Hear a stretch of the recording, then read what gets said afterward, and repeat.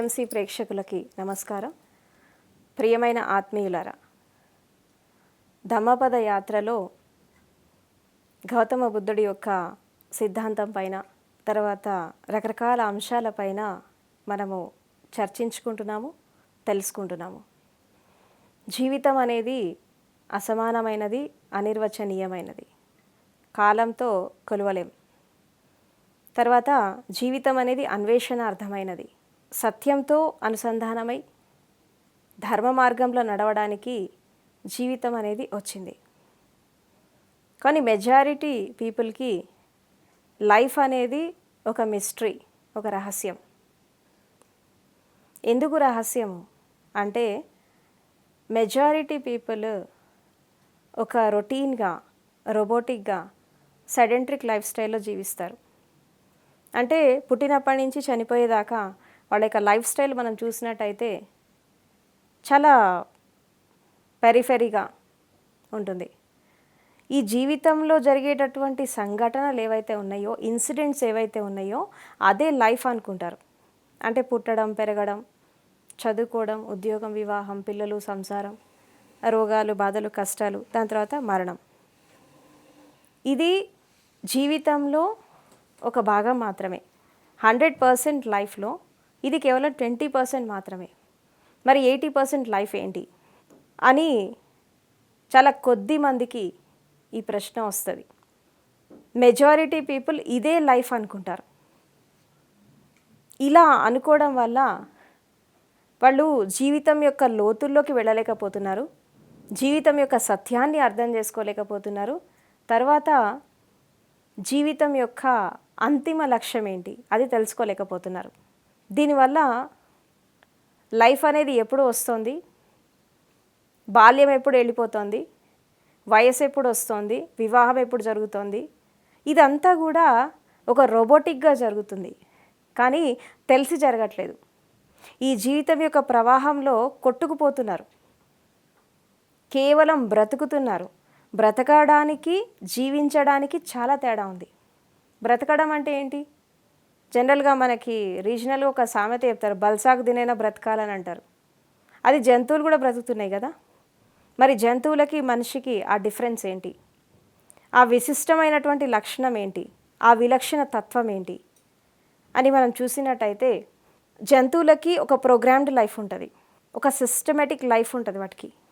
అంటే అది పుట్టినప్పటి నుంచి చనిపోయేదాకా వాటిలో ఎలాంటి మార్పు అనేది ఉండదు, మార్పు చెందేటటువంటి అవకాశం కూడా ఉండదు, దాని యొక్క స్వభావంలో మార్పు ఉండదు.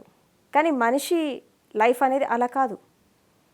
అందుకే మనిషి జంతువులాగా బ్రతకచ్చు, రాక్షసుడిలాగా బ్రతకచ్చు, మనిషిలాగా బ్రతకచ్చు, తలుచుకుంటే దైవత్వాన్ని కూడా పొందచ్చు. ఈ అన్ని క్వాలిటీస్ మనిషి లోపల ఉంటాయి. ఎందుకంటే ఈ జన్మ జన్మల యాత్రలో ఇన్ని రకాల జీవుల యొక్క అనుభవాన్ని తీసుకొని ఈ మానవ జన్మకు వచ్చాక ఇక్కడ ఈ అన్ని రకాల లక్షణాలతో ఈ మనిషి యొక్క మూర్తిమత్వం, మనిషి యొక్క వ్యక్తిత్వం, ఆ పర్సనాలిటీ, ఆ ఇండివిజువాలిటీ అనేది డెవలప్ అవుతుంది. అందుకే చాలామంది మనుషులు రూపంలో మనిషిలాగా ఉంటారు, కానీ స్వభావంలో మనిషిలాగా ఉండరు. అసలు భూమి మీద పుట్టిన ప్రతి మనిషి పర్ఫెక్ట్ హ్యూమన్ బీయింగ్ లాగా, మనిషిలాగా, మనిషి యొక్క తత్వంతో జీవించినప్పుడు అసలు సమస్య ఉండదు. ప్రపంచం ఇలా ఉండేది కాదు. మనిషిలాగా పర్ఫెక్ట్గా బ్రతికితే సమాజంలో ఇంత హింస కానీ, అట్రాసిటీస్ కానీ ఇదంతా జరిగేవి కాదు. ఇలా బ్రతకకనే ఇవన్నీ జరుగుతున్నాయి. అందుకే ఏమంటారు, మనిషి భూమి మీద పుట్టింది భగవంతుడు కావడం కోసమే, కానీ మనిషే కాలేకపోతున్నాడు.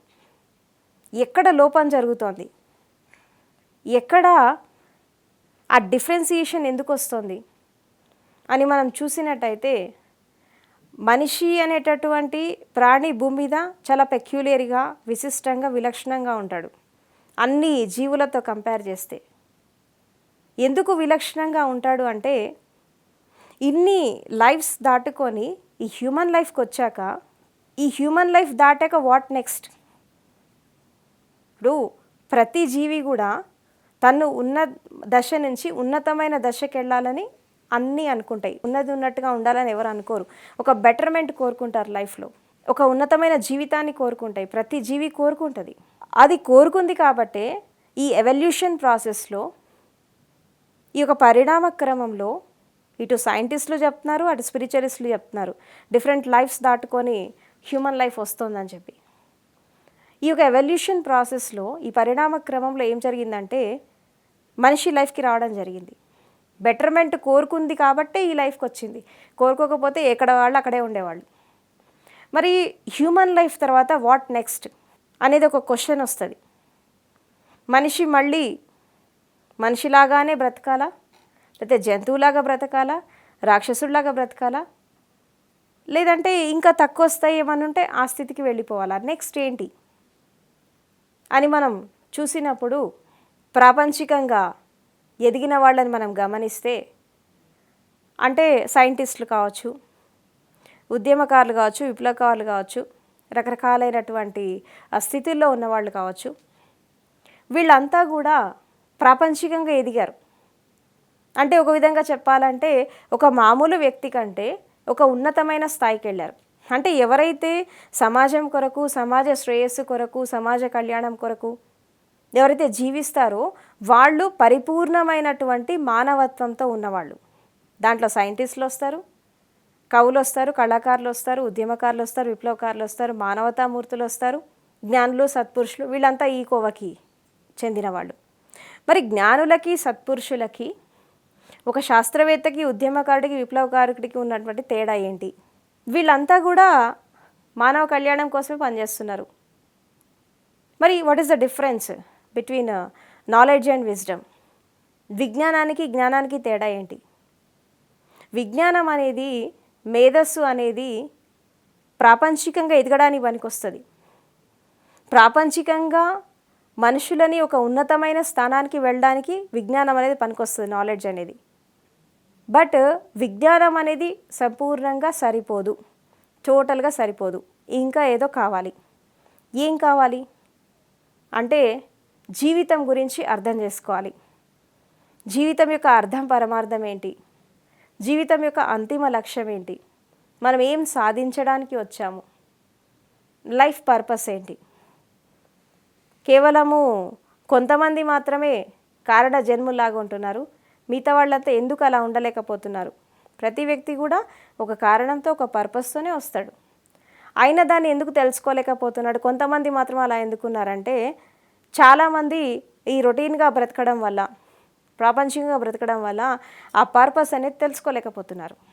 ఈ అమీబా నుండి ఆధునిక మానవుడి వరకు ఈ జీవిత వికాసంలో, జీవన వికాస మార్గంలో రకరకాల పరిణామాలను దాటుకొని, రకరకాల స్థితిగతులను దాటుకొని హ్యూమన్ లైఫ్కి వచ్చాక నెక్స్ట్ ఏంటి అని ఆలోచించడం మొదలుపెట్టాక భారతదేశంలో ఒక తాత్విక చింతన అనేది స్టార్ట్ అయింది.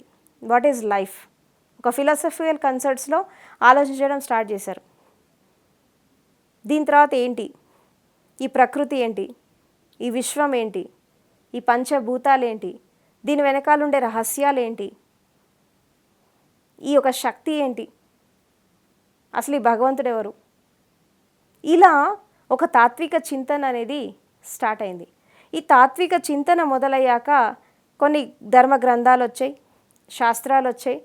దాని తర్వాత కొంతమంది దాంట్లో ఉండేటటువంటి సత్యాన్ని పట్టుకొని ధ్యానం ద్వారా, యోగం ద్వారా, భక్తి ద్వారా సాధన చేసి దాన్ని అందిపుచ్చుకున్నారు. అందిపుచ్చుకొని కొన్ని సూత్రాలని, కొన్ని సాధనా మార్గాలని వాళ్ళు ఇవ్వడం జరిగింది.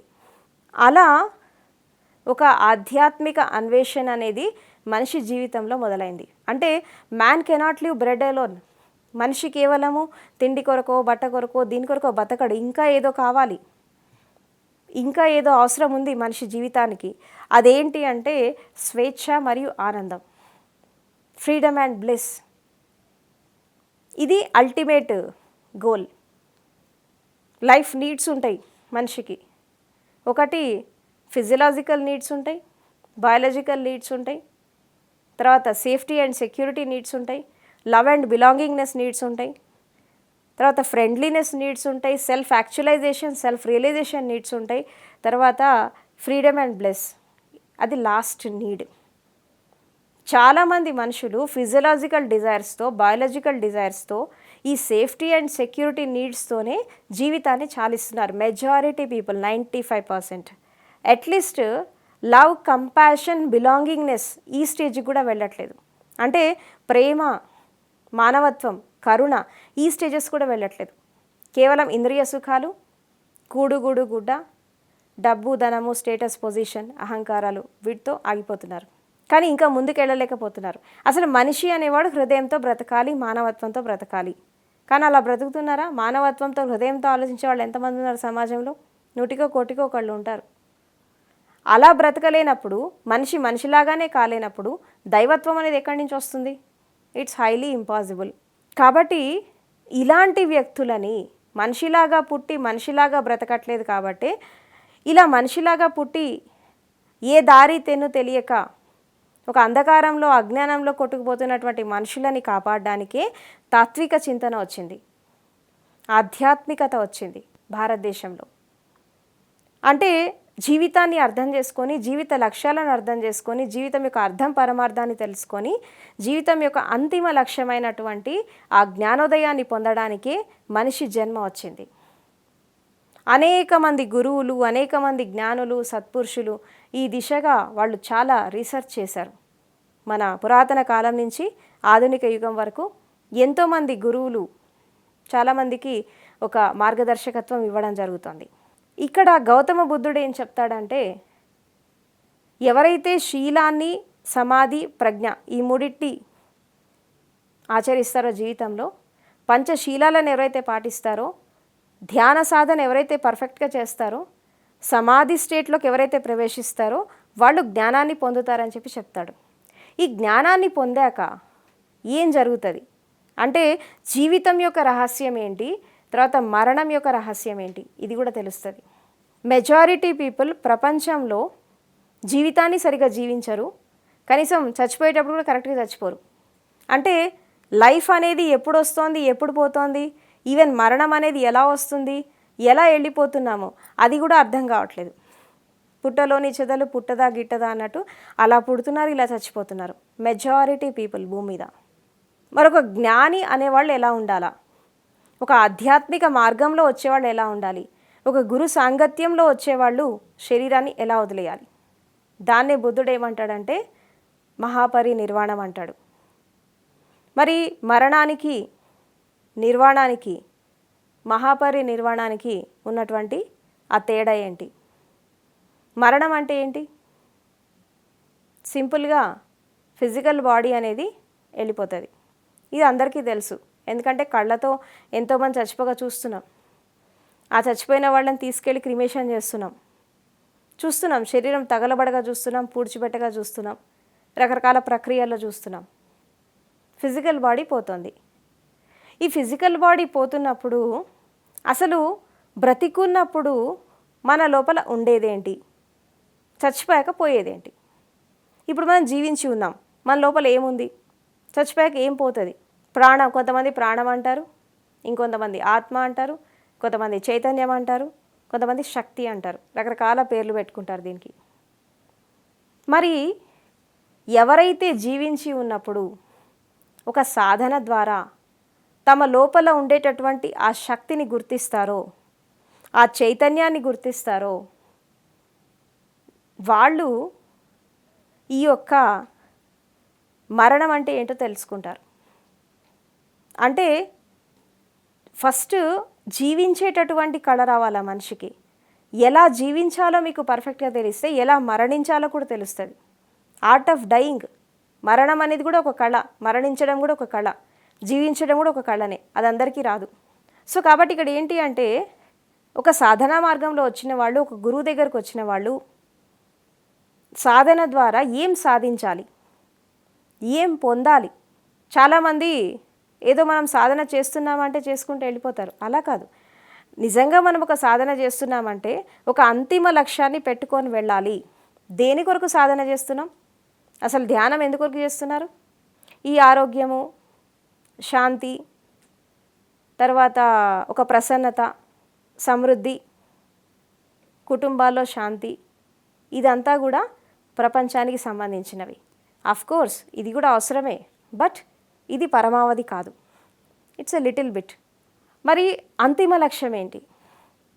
ఇప్పుడు బుద్ధుడు కానీ, ఋషులు కానీ, మునులు కానీ, కొంతమంది జ్ఞానులు కానీ దేని కొరకు ఇది చేశారు, దేని కొరకు ఈ సాధన చేశారు అంటే ఇక్కడ ఒక విషయం చాలా స్పష్టంగా తెలుస్తోంది. ఏంటి అంటే ఈ జనన మరణాల చక్రం నుంచి బయటపడాలి, ఈ సంసార చక్రం నుంచి బయటపడాలి. జన్మ అంటే ఏంటి, మరణం అంటే ఏంటి, ఈ యొక్క అనుభవము బ్రతికి ఉండగానే తెలుసుకోవాలి. కాబట్టి ఇక్కడ ఏం జరిగింది అంటే ఒక అన్వేషణ స్టార్ట్ అయింది, ఇన్నర్ జర్నీ స్టార్ట్ అయింది. ఈ ఇన్నర్ జర్నీ స్టార్ట్ కావడంలో అప్పుడు మెల్లిమెల్లిగా స్వయాన్ని అధ్యయనం చేయడం నేర్చుకున్నారు. శరీరం అంటే ఏంటి, మనసు అంటే ఏంటి, ఈ యొక్క భౌతిక శరీరం యొక్క అంతిమ సత్యం ఏంటి, ఈ మనసు యొక్క అంతిమ సత్యం ఏంటి, హృదయం యొక్క అంతిమ సత్యం ఏంటి, భావాలు ఏంటి, ఇమోషన్స్ ఏంటి, అసలు శ్వాస ఏంటి, దీని యొక్క విజ్ఞానం ఏంటి, శ్వాస అనేది విశ్వానికి వారధిలాగా ఎట్లా అవుతుంది, తర్వాత శ్వాసని పట్టుకోవడం ద్వారా మనం ఆ సత్యదర్శనం ఎలా చేసుకుంటాము, శ్వాసని చూడడం ద్వారా మనం ఒక పరమసత్యాన్ని ఎలా తెలుసుకుంటాము, ఒక ఆత్మీయ స్థితిలోకి ఎలా వెళ్తాము, సెల్ఫ్ రియలైజేషన్లోకి ఎట్లా వెళ్తాం, సెల్ఫ్ యాక్చువలైజేషన్లోకి ఎలా వెళ్తాము, ఇదంతా కూడా ఒక ఇన్నర్ సెర్చ్.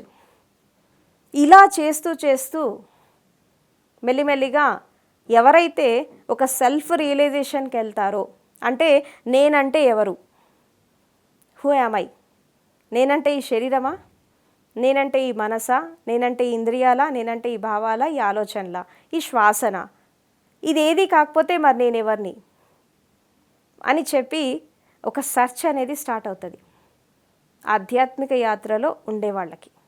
మీ లోపల ఉండేటటువంటి మీ యొక్క శక్తిని గుర్తించడానికి సంవత్సరాలు కష్టపడాల్సిన అవసరం లేదు, జన్మల కష్టపడాల్సిన అవసరం అసలే లేదు.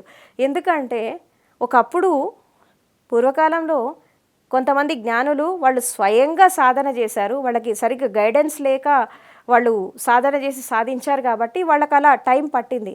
కానీ ఈ రోజుల్లో ఎన్నో రకాల టెక్నిక్స్ ఉన్నాయి, ఎన్నో రకాల మార్గాలు ఉన్నాయి, ఎంతోమంది గురువులు బోధించినటువంటి మార్గాలు ఉన్నాయి. దాన్ని అందిపుచ్చుకోవాలి, అంతే.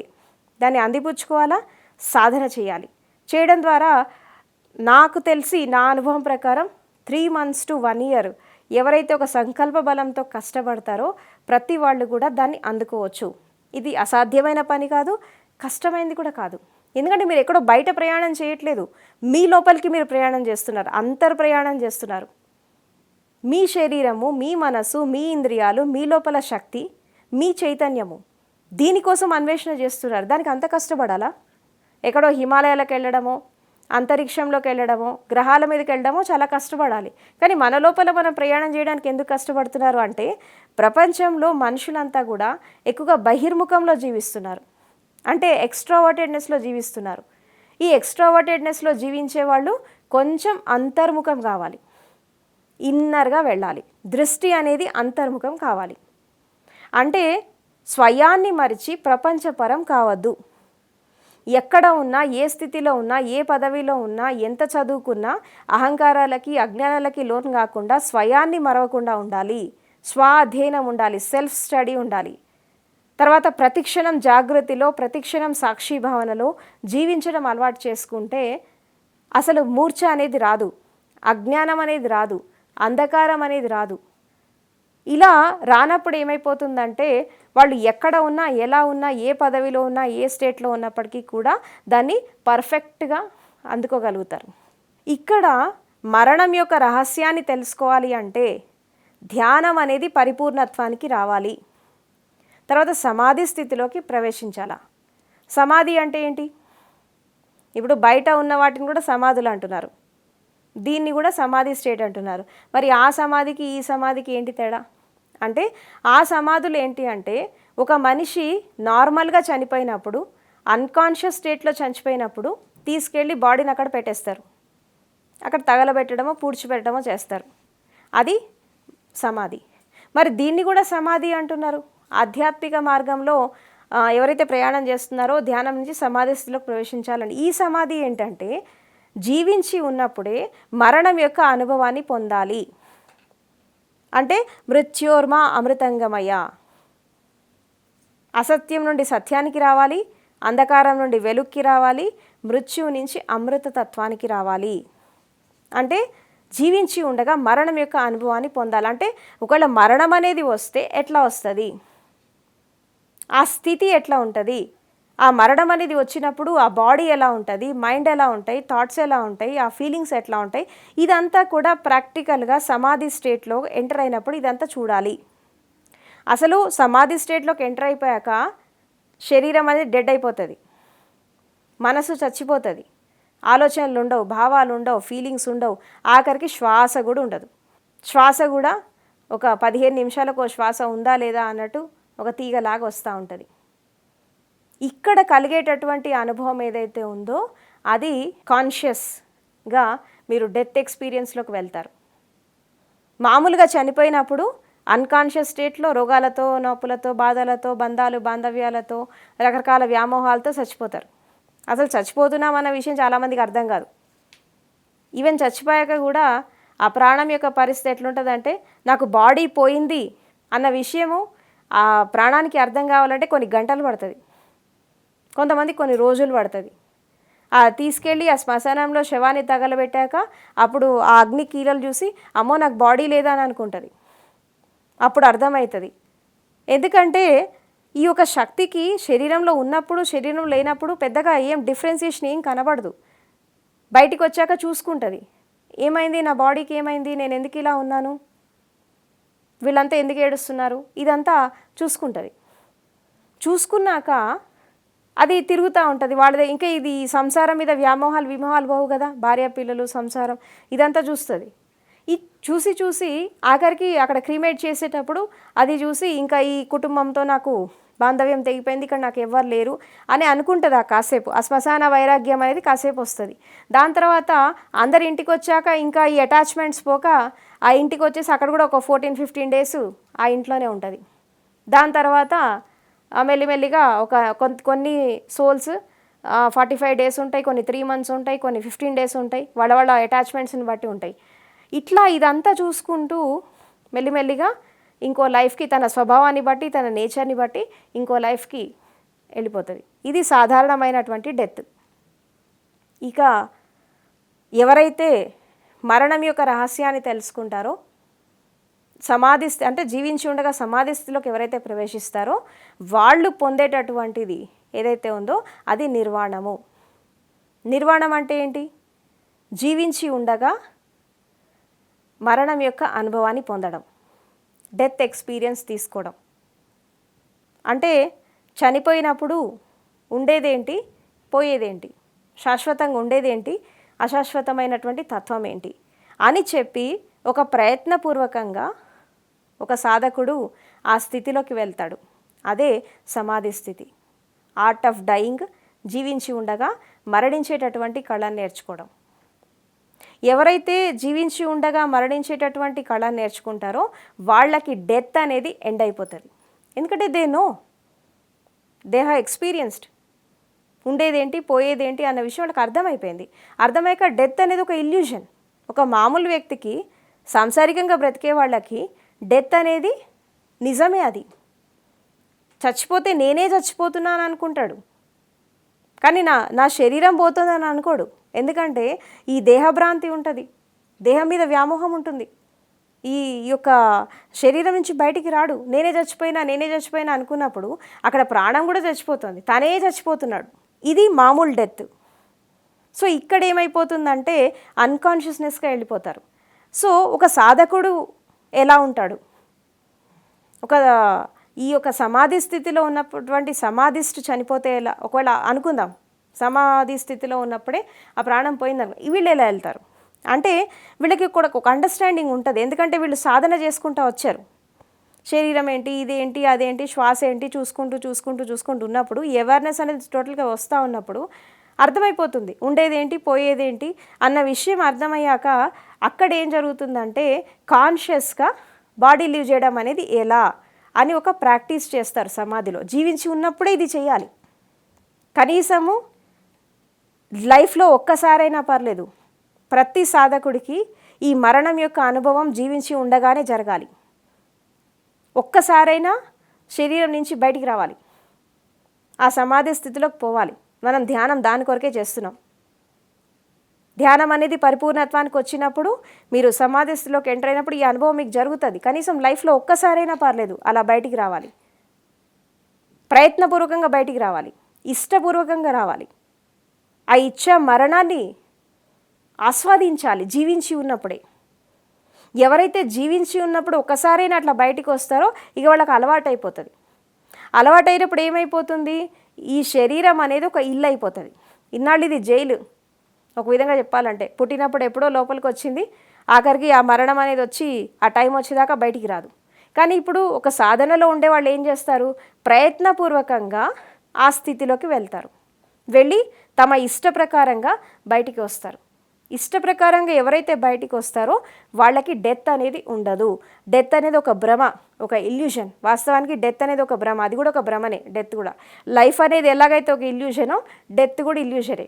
ఇక్కడ వచ్చేది ఉండదు, పోయేది ఉండదు, శరీరం ఒక్కటే పోతుంది. ఆ యొక్క శక్తి అనేది అలాగే ఉంటుంది. ఏముంది, ఈ శరీరం కాకపోతే ఇంకో శరీర ధారణ చేస్తుంది, అంతే సింపుల్గా. సో ఈ రహస్యాన్ని, ఈ జనన మరణాల రహస్యాన్ని ఎవరైతే జీవించి ఉన్నప్పుడు తెలుసుకుంటారో వాళ్ళు నిర్వాణ పదంలోకి వెళ్తారు, నిర్వాణాన్ని పొందుతారు. ఇలా నిర్వాణాన్ని పొందిన వాళ్ళు కొన్నాళ్ళు వాళ్ళు చేయవలసినటువంటి ఆ పనులన్నీ చేసి, ఇక మహాపరి నిర్వాణం అనేది ఒక దశ ఉంది కదా.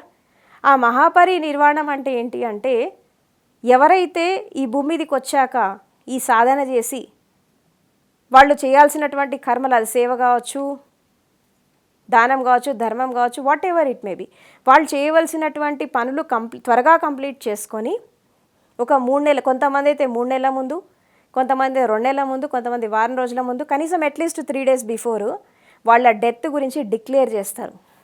అంటే పలానా టైంకి, ఈ టైంకి నేను బాడీ లీవ్ చేస్తున్నాను అని అందరికీ చెప్తారు, ఓపెన్గా చెప్తారు. ఇప్పుడు గౌతమ బుద్ధుడు 3 months బిఫోర్ చెప్పాడు, ఓషో 1 week బిఫోర్ చెప్పాడు. మొన్న రీసెంట్గా ఒక బుద్ధిస్ట్ మాంక్ అందరూ చూస్తుండగా ఆయన బాడీ లీవ్ చేశారు, చెప్పి లీవ్ చేశాడు ఆయన కూడా. దాన్ని ఏమంటారంటే మహాపరి నిర్వాణం అంటారు. అంటే మరణాన్ని మీ చేతిలో తీసుకుంటారు, జీవితాన్నే కాదు మరణాన్ని కూడా మీ చేతిలో తీసుకుంటారు. వాళ్ళు మృత్యుని జయిస్తారు, మృత్యుని అతిక్రమిస్తారు. అంటే ఈ డెత్ అనేటటువంటి స్టేట్ని అతిక్రమిస్తారు. అది ఇచ్ఛామరణం అంటే, అదే మహాపరి నిర్వాణం అంటే. ఇప్పుడు వాస్తవానికి ఒక జ్ఞానికైనా ఒక అజ్ఞానికైనా మరణం అనేది సమయానికి వస్తుంది. జీవితం మన చేతుల్లో ఉంది, మరణం మన చేతుల్లో లేదు. కాకపోతే ఏంటంటే జ్ఞానికి తెలుస్తుంది. వాస్తవానికి ఒక మనిషి చనిపోవడానికి 6 months బిఫోరే ఆ యొక్క శక్తి ప్రాణం అనేది ప్రిపేర్ అవుతూ ఉంటుంది శరీరం నుంచి బయటికి రావడానికి. ఒకటేసారి మరణం అనేది రాదు ఎవరికైనా, కానీ 6 months ప్రిపరేషన్ ఉంటుంది దానికి. మనం అనుకుంటాం అయ్యో సడన్గా వెళ్ళిపోయారు కదా అనుకుంటాం. నో, శరీరానికి తెలిసినా తెలియకపోయినా, మనసుకి తెలిసినా తెలియకపోయినా, ఎదుటి వాళ్ళకి అర్థమైనా కాకపోయినా ప్రాణానికి అర్థమవుతుంది, మీ యొక్క ఆత్మకు అర్థమవుతుంది. ఈ శరీరాన్ని వదిలేసి నేను పోవాలి, టైం వచ్చింది అన్న విషయం దానికి 6 months బిఫోర్ తెలుస్తుంది. కాకపోతే మీరు ఆత్మ ఎరుకలో ఉండరు, ఆ శక్తి ఎరుకలో ఉండరు కాబట్టి మీకు అర్థం కాదు. మీరు ఎంతసేపు తెల్లారేస్తే బాడీ మైండ్ ఇటు తిరుగుతారు కాబట్టి మీకు అది అర్థం కాదు. బట్ అది ప్రిపేర్ అయిపోతుంది. ఇప్పుడు ఎట్లాగైతే మనం ఒక ఇల్లు షిఫ్ట్ చేసేటప్పుడు, ఇల్లు ఖాళీ చేసేటప్పుడు సామాన్ అంతా ఎట్లా సర్దుకుంటాం 3-4 నెలల ముందు, అదేవిధంగా ఒక బాడీని వెకేట్ చేసే ముందు 6 months బిఫోర్ ప్రిపరేషన్ జరుగుతుంది. ఇప్పుడు తల్లి గర్భంలో ఉన్నప్పుడు 9 నెలల ప్రాసెస్, ఆ జెస్టేషన్ పీరియడ్ 9 months, ఒక పిల్లాడు డెవలప్ అయ్యి ఎలా బయటికి వస్తాడో ఒక వ్యక్తి చనిపోయే ముందు కూడా 6 months ప్రిపరేషన్ ఉంటుంది. అది మామూలుగా పోయినా ఎట్లా పోయినా 6 months ప్రిపరేషన్ ఉంటుంది. జ్ఞాని అనేవాడికి ఈ ప్రిపరేషన్ అర్థమైపోతుంది. ఎందుకంటే వాళ్ళు తెల్లారులేస్తే జాగృతిలో ఉంటారు, బాడీ ఏంటి, మైండ్ ఏంటి, ఇదేంటి అదేంటి అని ఒక అంతరన్వేషణలో ఉంటారు. కాబట్టి ఎప్పుడు ఏం జరుగుతోంది, డెత్ అనేది వస్తే ఎట్లా వస్తుంది అనేది చాలా కాన్షియస్గా తెలుస్తుంది. అందుకే వాళ్ళు ఏం చేస్తారు, 3 నెలల ముందే చెప్పేస్తారు, పలానా టైంకి ఈ టైంకి నేను బాడీ వెకేట్ చేస్తున్నాను. మీరంతా ఒకవేళ గురువులే అనుకుందాం, గురువులే బాడీ వెకేట్ చేసినప్పుడు పలానా టైంకి ఈ టైంకి నేను వెళ్ళిపోతున్నా, మీరంతా నేను ఉండగానే ఆ మోక్షాన్ని పొందండి, ఆ జ్ఞానోదయాన్ని పొందండి, నేను ఉండగానే త్వరపడండి, సాధన చేయండి అని శిష్యులను అలర్ట్ చేస్తూ ఉంటారు. దాని తర్వాత తను వెళ్ళాక ఏమేం చేయాలి, మీరు ఎలా ఉండాలి, ఎలా సాధన చేయాలి అనేది కూడా వాళ్ళు శిష్యులకి గైడెన్స్ ఇచ్చి వెళ్ళిపోతారు. That is the real death. అదే మహాపరినిర్వాణం అంటే. అంటే బియాండ్ లైఫ్, బియాండ్ డెత్, జీవితాన్ని అతిక్రమించి, మృత్యువుని అతిక్రమించి, ఈ భూమి యొక్క గురుత్వాకర్షణ శక్తిని అతిక్రమించి ఎవరైతే అన్నీ వదిలేసి వెళ్ళిపోతారో వాళ్ళే మహాపరినిర్వాణాన్ని పొందుతారు. అంటే ఇది ఒక ఆత్మజ్ఞాని యొక్క లక్షణం. ఎవరైతే ఆత్మజ్ఞానం పొందుతారో, ఎవరైతే జ్ఞానోదయ స్థితిలో ఉంటారో వాళ్ళు తప్పకుండా వాళ్ళ డెత్ని డిక్లేర్ చేసి వెళ్తారు. అలా వెళ్తేనే వాళ్ళ ఆత్మజ్ఞానం, లేకుంటే కాదు. ఎందుకంటే ఎంతోమంది మహాపురుషులను మనం చూస్తున్నాం. మీరు చూడండి, పరమశివుడి దగ్గర నుంచి, శ్రీకృష్ణుడి దగ్గర నుంచి రకరకాల గురువులని, జ్ఞానులను చూడండి మీరు. ఇప్పుడు కూడా ఎంతోమంది ఉన్నారు చూడండి. వాళ్ళు డిక్లేర్ చేసి వెళ్తున్నారు వాళ్ళ డెత్ గురించి. అన్కాన్షియస్నెస్గా, దుఃఖంతో, బాధలతో పోవట్లేదు, చాలా హ్యాపీగా. Life is a celebration, death is also a celebration. ఇవాళ మనకి సద్గురు ఓషో, ఫాదర్ స్వామి దేవతీర్థ్ భారతి, ఆయన అలాగే శరీరాన్ని వదిలేశాడు. ఒకటే రోజు ఆయన జ్ఞానోదయం పొందాడు, నిర్వాణాన్ని పొందాడు. అదే రోజు సాయంత్రము ఆయన బాడీ వెకేట్ చేశారు, చెప్పి వెకేట్ చేశారు. తనకు తెలుసు ఈరోజు వెళ్ళిపోతున్నా అని చెప్పి. ఇవాళ మహాపరినిర్వాణ డేని సెలబ్రేట్ చేస్తున్నారు. అలా చాలామంది ఉన్నారు, ఇప్పుడు ఉన్నారు, ఒకప్పుడు ఉన్నారు. కాబట్టి జీవితం అనేది అర్థం చేసుకొని జీవించాలి, జీవితాన్ని పరిపూర్ణంగా జీవించాలి. అందుకే ప్రతి ఒక్క ధ్యాని చాలా అలర్ట్గా, చాలా కాన్షియస్గా, చాలా జాగృతిలో జీవితాన్ని జీవించాలి. ఎందుకంటే మనం ధ్యానం చేస్తున్నాము దేని కొరకు అంటే ఆ యొక్క జ్ఞానాన్ని పొందడానికే. చిన్న చిన్న లక్ష్యాలు పెట్టుకొని వెళ్ళకండి. మనం ధ్యానం చేస్తున్నాం అంతిమ లక్ష్యాన్ని చేరడానికే. కనీసం ఆ ప్రయత్నం అన్న చేయండి. పొందుతారా పొందరా, చేరుతామా చేరమా, అది అప్రస్తుతం. At least you have to travel in that path పర్ఫెక్ట్గా. మీ ప్రయత్న లోపం ఉండద్దు, మీ ప్రయత్న లోపం ఉండద్దు, మీ ప్రయత్నంలో ఎలాంటి తక్కువ ఉండద్దు. అంత శ్రద్ధ, అంత సమర్పణ, అంత అంకిత భావము, ఆ సంకల్ప బలంతో మీరు సాధన చేయండి. తప్పకుండా ఇదే లైఫ్లో మీరు ఆ నిర్వాణ పదంలోకి ఎంటర్ కావాలి. జనన మరణ చక్రం నుంచి బయటికి రావాలి, సంసార చక్రం నుంచి బయటికి రావాలి, ధర్మ చక్రంలోకి ఎంటర్ కావాలి. ఇదే ప్రతి సాధకుడి యొక్క అంతిమ లక్ష్యం. Enlightenment is your birth right. దాన్ని సాధించండి. Unless until meditation becomes enlightenment, simply you have wasted your time. కాబట్టి ధ్యానం అనేది పరిపూర్ణత్వానికి తీసుకొచ్చుకోండి, సమాధిలోకి ఎంటర్ కండి, జీవించి ఉండగా మరణం యొక్క అనుభవాన్ని పొందండి, మరణం యొక్క రహస్యాన్ని తెలుసుకోండి, నిర్వాణ పదంలో ప్రవేశించండి. మీరు కూడా రేపు శరీరాన్ని వదిలేసేటప్పుడు చెప్పి వెళ్ళిపోండి, డిక్లేర్ చేసి వెళ్ళండి, మహాపరినిర్వాణాన్ని పొందండి. ఇదే ప్రతి సాధకుడి యొక్క అంతిమ లక్ష్యం కావాలి. సో ఈ యొక్క పవిత్రమైనటువంటి రోజు మీరంతా కూడా దీని గురించి ఆలోచించండి. మీరు చూస్తున్నారు కళ్ళ ముందు ఎంతోమంది డైలీ మనకి చనిపోతున్నారు. అన్కాన్షియస్ చచ్చిపోయిన వాళ్ళని, కాన్షియస్గా పోయిన వాళ్ళని, రకరకాల వ్యక్తులను చూస్తున్నారు, మీరు రకరకాల పరిస్థితులను చూస్తున్నారు. కాబట్టి దీన్ని అర్థం చేసుకోండి. జీవితాన్ని టైం వేస్ట్ చేసుకోకండి. Life is too little to be short. మరణానికి వయసుతో సంబంధం లేదు, ఎప్పుడన్నా ఎవరికైనా రావచ్చు. కాబట్టి జీవించి ఉన్నంతకాలం కాన్షియస్గా బ్రతకండి, సాక్షిభావంలో బ్రతకండి, జాగృతిలో బ్రతకండి. జీవితాన్ని అర్థం చేసుకొని జీవించండి, వర్తమానంలో జీవించండి, క్షణక్షణం జీవించండి, జీవితాన్ని ఆస్వాదించండి. Enjoy your life. లైఫ్ అనేది దుఃఖపడడానికి రాలేదు, సెలబ్రేషన్గా బ్రతకడానికి వచ్చింది. కాబట్టి ఎప్పుడు సెలబ్రేట్ అవుతుంది లైఫ్ అనేది అంటే మీరు క్షణక్షణం జీవించినప్పుడు, వర్తమానంలో జీవించినప్పుడు జీవితం అంటే అర్థమవుతుంది. లైఫ్ అనేది గతంలో ఉండదు, భవిష్యత్తులో ఉండదు, వర్తమానంలో ఉంటుంది, ఇక్కడ ఈ క్షణంలో ఉంటుంది. కాబట్టి live moment to moment, live with awareness and with witnessing, and make your life celebration, and ultimately your death will also become a celebration, and this is the essence of life, and this is Mahaparinirvana Day. So friends, దీన్ని అర్థం చేసుకొని ముందుకెళ్ళండి, సాధన చేయండి. మీరు కూడా ఆ నిర్వాణాన్ని పొందాలి, నిర్వాణ పదంలో ప్రయాణించాలి, మహాపరినిర్వాణాన్ని పొందాలని చెప్పి నేను కూడా మనస్ఫూర్తిగా కోరుకుంటున్నాను. ఆ శక్తి మీకు భగవంతుడు ఇవ్వాలి, మీ గురువులు ఇవ్వాలి, గురు కృప రావాలి, భగవంతుడి కృప కూడా రావాలని చెప్పి నేను కోరుకుంటున్నాను. సో చివరిగా నా మాటలు ఇంత శ్రద్ధగా ప్రేమగా విన్నారు, మీ అందరికీ కృతజ్ఞతలు.